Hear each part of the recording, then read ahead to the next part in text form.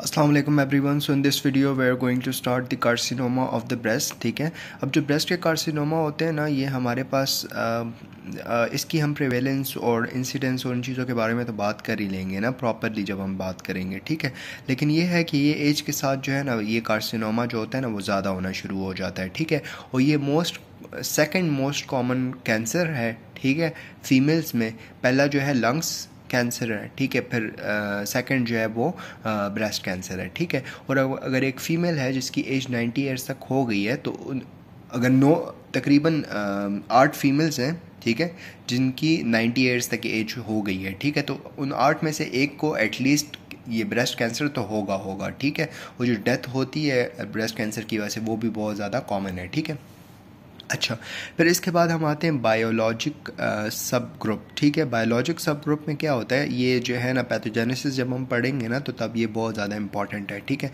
तो बायोलॉजिक सब ग्रुप में हमारे पास जो है ना मेनली 3 ग्रुप्स हैं। एक हमारे पास है ER positive, ER mainly estrogen receptor positive.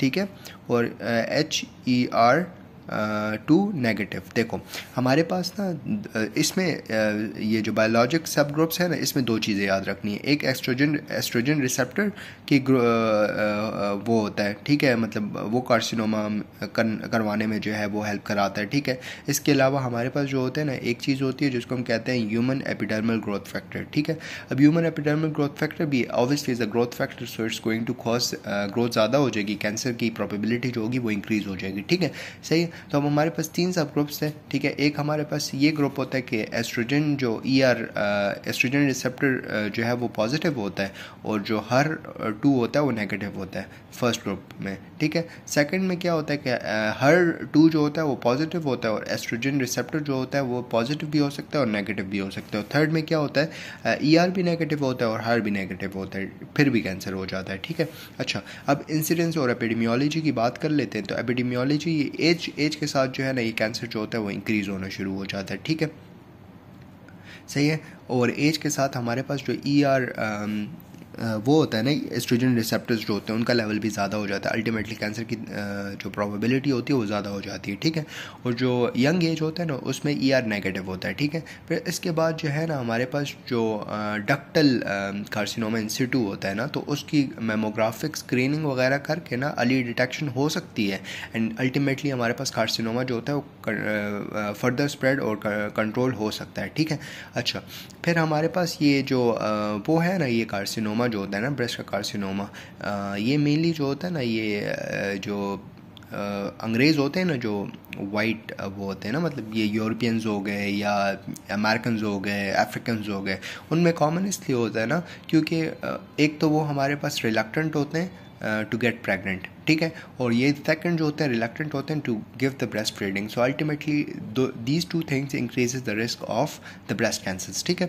अच्छा, अब हम आते हैं प्रॉपर्ली रिस्क फैक्टर्स पे। रिस्क फैक्टर्स जो है ना, इसको हम लोग इसी सीक्वेंस में याद करेंगे और बहुत ईजीली हो जाएगा। ठीक है, सबसे पहले क्या होता है कि हमारे पास कोई जेनेटिकल म्यूटेशन होगी। जेनेटिकल म्यूटेशन मतलब कि बर्थ के साथ ही कोई म्यूटेशन हुई हुई है। ठीक है, हेरिडिटरी म्यूटेशन भी कह सकते हो, फैमिलियल म्यूटेशन भी कह सकते हो। ठीक है, तो वो म्यूटेशन जो होती है आपकी probability of getting the breast cancer जो है वो इंक्रीज़ करा देती है। और फॉर एग्जांपल हमारे पास एक ट्यूमर सप्रेसर जीन है, दैट्स द TP53। ठीक है, अब TP53 की अगर म्यूटेशन हो जाए so it increases the risk of many cancers. ठीक है, अच्छा, सेकेंड हमारे पास क्या होता है, जो फैमिली वो होती है फर्स्ट डिग्री रिलेटिव्स जो होते हैं, फर्स्ट डिग्री रिलेटिव जैसे हो गया माँ हो गई, बाप हो गया, बहन हो गई, भाई हो गए, अगर इनमें कोई कैंसर है, ज़रूरी नहीं है कि ब्रेस्ट कैंसर हो, कोई भी किसी भी टाइप का कैंसर होना, तो it increases the risk of person to get the cancer. ठीक है, सही है। अब थर्ड ये होता है कि ये एथनिसिटी की बात कर लेंगे ना, एथनिसिटी और रेस वगैरह, तो वही बात है मैंने आपको ऑलरेडी बता दी थी कि वेस्टर्न लोगों में ज़्यादा होती है क्योंकि उनकी लाइफस्टाइल जो होती है वो ठीक नहीं होती। They do not want to get pregnant, they do not want to give the breast feeding, so ultimately they increases the risk of getting the breast carcinoma. ठीक है, अच्छा, थर्ड थिंग है age. So if the age increases so the risk of getting the breast carcinoma increases. ठीक है, कहिए, फिर इसके बाद आते हैं एज ऑफ मेनार्की। अच्छा, एक फ़ीमेल है जिसमें मेनार्की बहुत जल्दी आ गई है, मतलब उसकी मेंसेस 11 साल तक ही स्टार्ट हो चुकी हैं या 11 साल से पहले ही से स्टार्ट हो गई हैं, सही है। तो उसमें तो ऑब्वियसली प्रॉपर्ली डेवलपमेंट नहीं हुई होगी ना, तब प्रॉपर्ली डेवलपमेंट नहीं हुई होगी और उसकी मेंसेस स्टार्ट हो गई हैं, so she is going to have high risk of getting the cancer, ठीक है। अच्छा, इसके अलावा हमारे पास एक फ़ीमेल है जिसकी फ़र्स्ट बेबी जो है, उसकी फ़र्स्ट बर्थ जो है बच्चे की, वो फ़ीमेल के 20 साल एज से पहले ही हो गई है या 35 साल की एज के बाद हुई है बर्थ, ठीक है।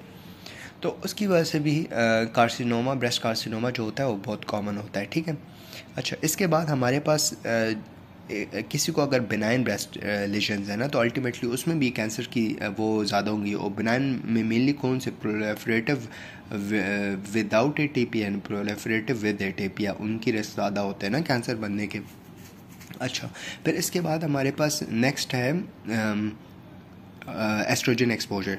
अब एक फ़ीमेल है जो प्रॉपरली कंसीव नहीं कर पा रही ना, तो उसके लिए अल्टरनेटिव ट्रीटमेंट में डॉक्टर्स उसको एस्ट्रोजन देते हैं ताकि वो प्रॉपरली ओवुलेट कर पाए ना।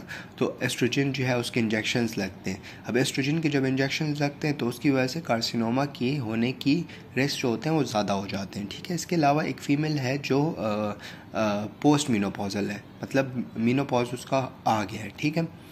अब उसमें भी इन दैट केसेस फीमेल्स जो है वो एस्ट्रोजन की थेरेपीज़ ले रही होती हैं, ठीक है। अब वो जब एस्ट्रोजन की थेरेपीज़ ले रही होती हैं और उनमें जो है ER जो एस्ट्रोजन रिसेप्टर्स होते हैं वो ऑलरेडी ज़्यादा होते हैं, तो उनमें कैंसर्स की तादाद जो होती है वो ज़्यादा हो जाती है, ठीक है। इसके अलावा अगर ब्रेस्ट की डेंसिटी ज़्यादा हो गई है, ठीक है, डेंस हो गया, तो अल्टीमेटली ज़्यादा डेंस ब्रेस्ट होगा तो कैंसर भी ज़्यादा होगा ना, सही है। फिर इसके बाद रेडिएशन, किसी भी टाइप की रेडिएशन से अगर एक्सपोर्ड हुई हो फीमेल, क्योंकि रेडिएशन जो होती हैं ना वो म्यूटेशंस कॉज करती हैं। अब म्यूटेशंस होंगी तो कैंसर्स होंगे, ठीक है। अच्छा, इसके अलावा अगर एक ब्रेस्ट में कैंसर है तो दूसरे में भी हो सकता है कैंसर, ठीक है। डाइट में क्या होता है, जो अल्कोहल यूज़र्स होते हैं ना, ठीक है, अल्कोहल यूज़ करने वाली फीमेल्स, उनमें जो है वो ब्रेस्ट कैंसर जो होता है वो कॉमन होता है, ठीक है। फिर इसके बाद ओबेसिटी, जो मोटापा होता है, तो एक फ़ीमेल है अगर वो पोस्ट मेनोपॉजल है और मोटी भी है तो अल्टीमेटली उसमें ब्रेस्ट कैंसर होने की प्रोबेबिलिटी जो है वो ज़्यादा होगी, ठीक है। अच्छा, इसके बाद एक्सरसाइज जो है वो ब्रेस्ट कैंसर होने का रिस्क रिड्यूस करती है, ठीक है। Breast feeding reduces the risk, ठीक है। इसके बाद अगर कोई इन्वायरमेंटल एक्सपोजर, मतलब इन्वायरमेंट में डिफरेंट टॉक्सिन्स होते हैं, अगर कोई फ़ीमेल उससे ज़्यादा एक्सपोज हो रही है, कोई इंडस्ट्री में काम कर रही है या कोई लोहे की इंडस्ट्री में काम कर रही है या कोई केमिकल इंडस्ट्रीज़ में काम कर रही है, उसका एक्सपोजर हो रहा है, ठीक है, तो अल्टीमेटली उसमें कार्सिनोमा बनने की जो कुव्वत होगी वो ज़्यादा होगी, ठीक है। That's it, we done with the risk factors and the incidence and the epidemiology and the introduction of the breast carcinoma. Next video में हम लोग जो है ना प्रॉपर्ली पैथोजेनेसिस और बाकी चीज़ें करेंगे। थैंक यू, जज़ाकल्लाह।